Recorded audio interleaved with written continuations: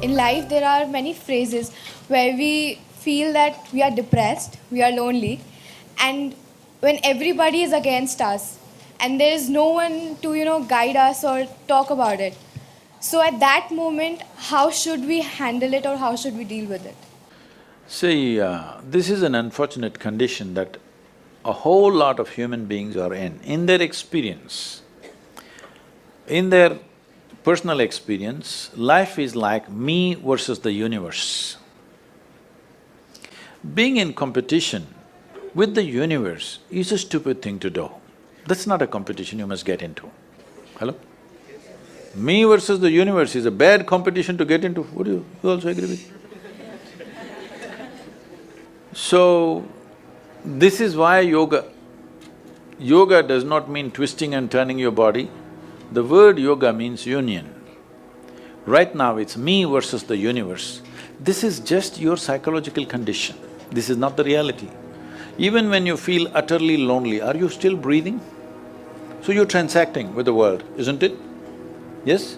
You only can't get along with the people around you, but the atmosphere is okay with you, food is okay if it tastes good, water is okay. You have transaction with the world, isn't it? Your existence is constantly an engagement with the universe, but your mind becomes against the universe.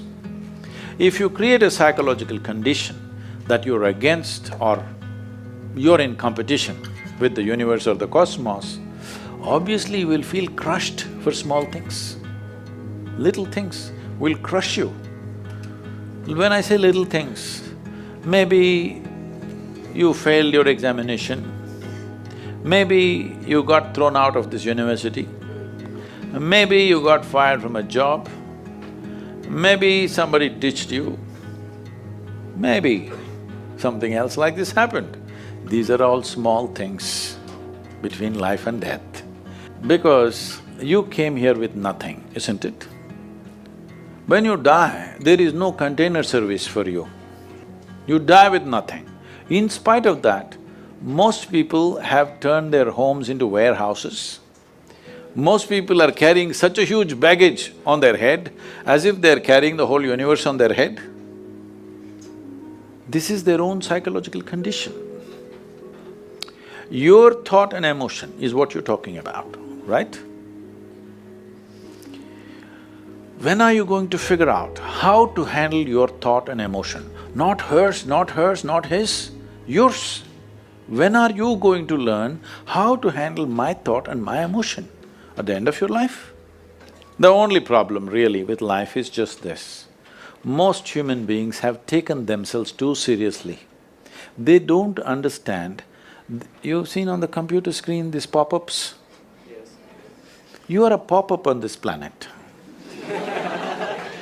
You pop up for 2 seconds and pop out. No, you must see, countless number of people like you and me have walked this planet. They were also big people. Where are they? All topsoil? Topsoil or no? Unless somebody, your friends decide to bury you real deep, fearing that you may rise from the dead. You know, there have been such instances. Or maybe you're planning to go to heaven. Hello? Anybody who talks about a place other than this place as a better place than this is a crime against humanity. My fundamental work is to destroy all heavens so that people will learn to live well here. All these idiots who made a hell out of themselves, they want to go to heaven. They made a mess out of this place and then they want to go to heaven. I'm asking you, do you have any proof? Do you have any proof that you are not already in heaven and messing it up? Do you have any proof? You're already in heaven, making a mess out of it. Yes, simply because you are not even learning how to handle your basic faculties of thought and emotion, isn't it? Your only justification is, everybody is like this only, that's how it is in a madhouse. That is how it is in a madhouse, only a doctor looks crazy. So when are you going to handle it? Slowly, at the age of 60? I'm asking. When will you learn how to handle my thought, how to handle my emotion, how to handle my body, how to handle my chemistry? When are you going to figure this? At the end of your life? Because this culture has grown.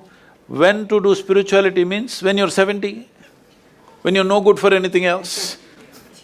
No, at the earliest possible time, whatever is most profound about you, not about heavens, about this life, everything that you need to know, you must know soonest, isn't it? Only then you live a sensible life. Okay, if I tell you a joke, you won't get offended. Because this is the most serious crowd I've ever seen in the last few years. How many of them are journalism? Most of them? Okay.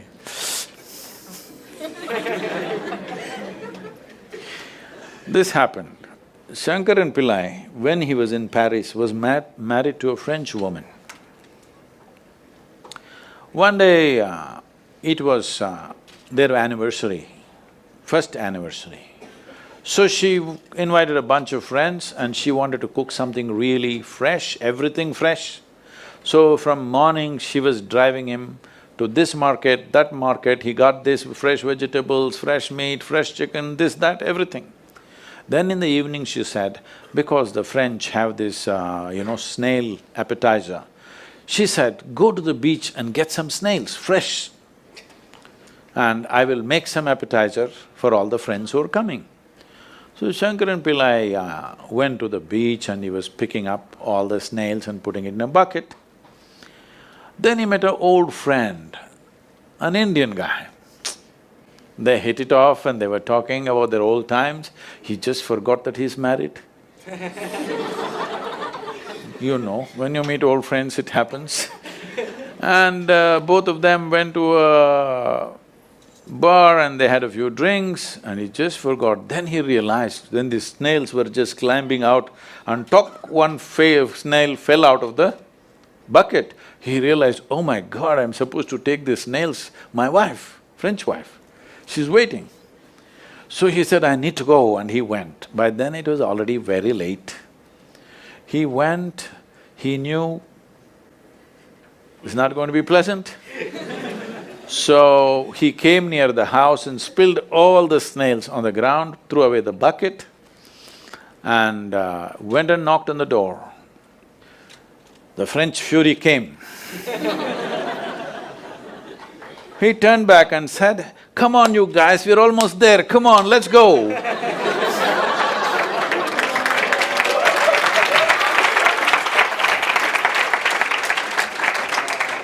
So, when are you going to pick your snails and put them in the bucket and fix them? Huh? Your problems, you must fix them, isn't it? These are not problems. I want you to understand, you are not suffering your life. You're only suffering two fantastic faculties that only… It's a privilege of being human that we have these two fantastic faculties. One is, we have a vivid sense of memory. This is because of this memory our life is so rich, unlike any other creature. And we have a fantastic sense of imagination. Now, this is what you're suffering. What happened 10 years ago, you can still suffer. Why? Are you suffering life or memory? Hello? Memory. Memory. What may happen day after tomorrow, you're already suffering. Are you suffering life or imagination? Two most fantastic faculties you have, you're suffering. So what are you asking for? You want to become once again an earthworm. An earthworm is a very eco-friendly creature, I have nothing against it. But it took millions of years of evolution to get you this size of brain, and now you're suffering it.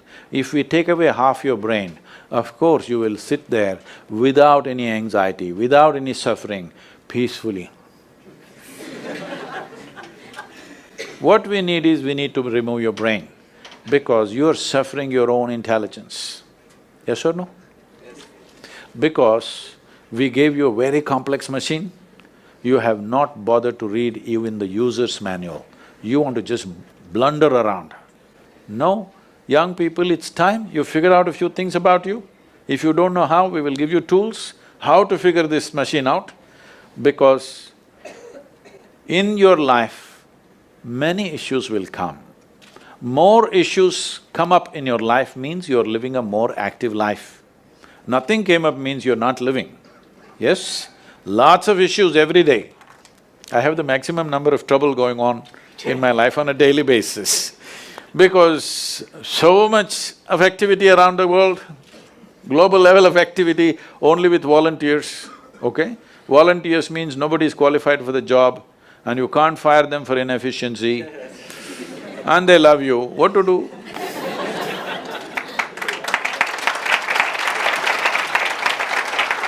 This one thing you must fix, that is, in your life, you are not the issue, okay? Whatever the issue, we'll do our best, but this should not be the issue.